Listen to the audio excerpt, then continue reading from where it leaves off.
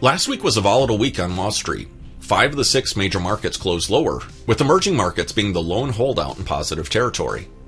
For the domestic markets, the Nasdaq gave back 2.1%, the S&P 500 shed 1.4%, and the Dow lost 1.2%.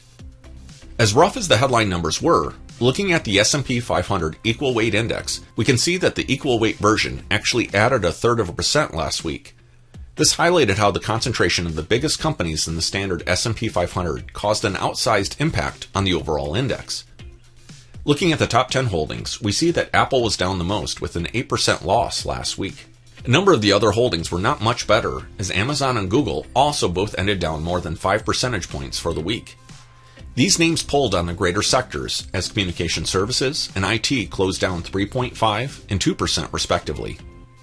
Financials closed down 4.8% as a number of big-name financial companies' stocks dropped on news of advances in AI planning tools.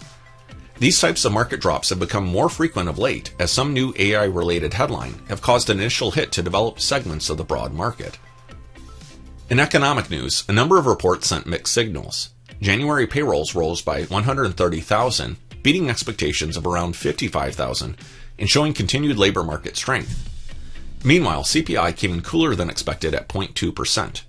Strong growth and moderating inflation largely offset one another, keeping rate cut expectations in check. Overall, the market remains bifurcated. Mega-cap tech faces pressure, but defensive sectors, cyclicals, and smaller caps continue to see rotational strength.